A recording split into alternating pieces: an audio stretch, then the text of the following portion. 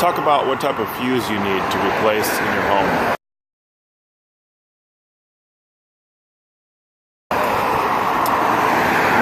So when we're talking about fuses, although this discussion is going to revolve around residential use, it'll also apply to light commercial, disconnects, HVAC, air conditioners, and that type of thing. A lot of similar traits apply.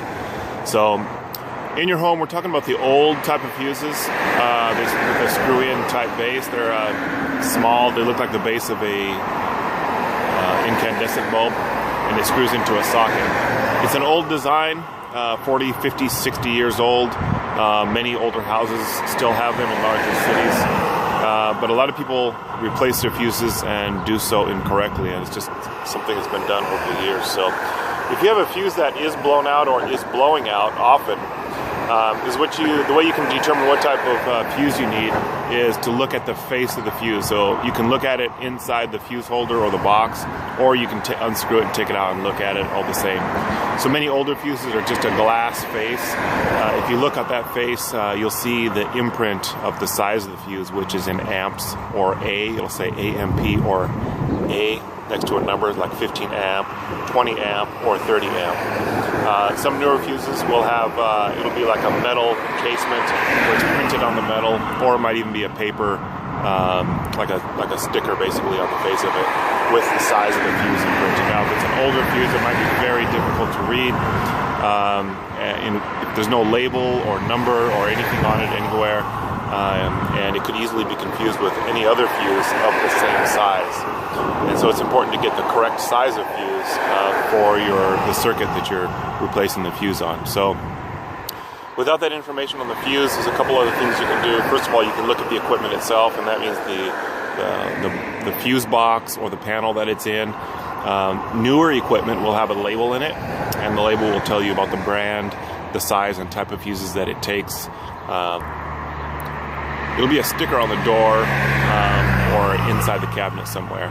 It might be even printed in there.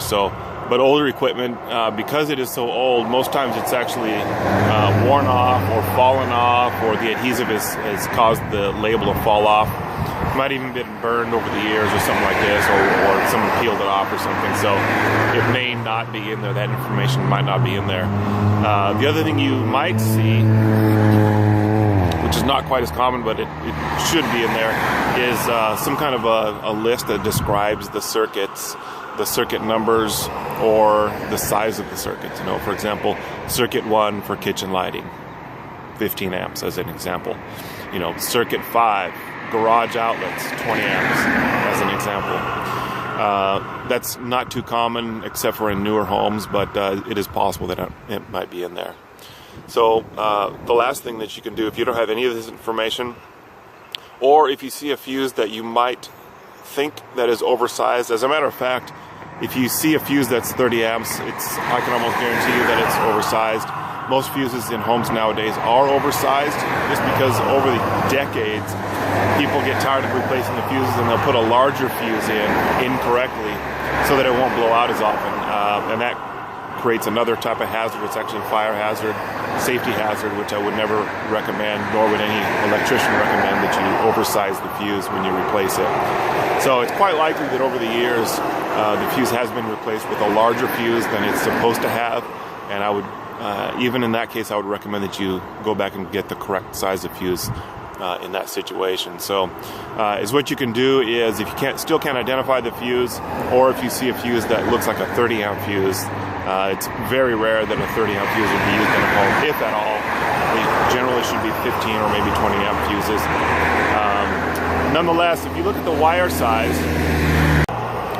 the size of the conductor is actually not the size of the whole wire itself. It's not the insulator or the jacket on the outside of the wire.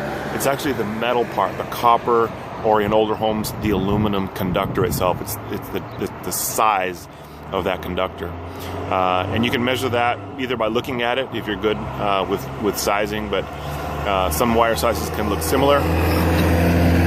The other thing you can do is just take a pair of strippers that have size identifiers on them and just test it against the copper or aluminum metal conductor inside that wire. to see what size conductor it is. In most cases, you're going to see 14 amp. I'm sorry. In most cases, you're going to see 14 gauge or 12 gauge conductors. 14 gauge being 15 amp wire, and 12 gauge being 20 amp wire. And then that basically tells you what size of fuse to use. So you probably will not see any 30 amp wire, which would be a 10 gauge wire. It may be in there in some homes, but it's not very likely. I would recommend that you take any 30 amp fuses that are oversized on 15 amp or 20 amp circuits. That is 30 amp fuses on 12 gauge or 14 gauge circuits. I would recommend that you remove them and kind of like learn to budget your electricity. So these are just a few things that you can look for when trying to replace fuses in your home. Hope that helps. Be safe and have a good day.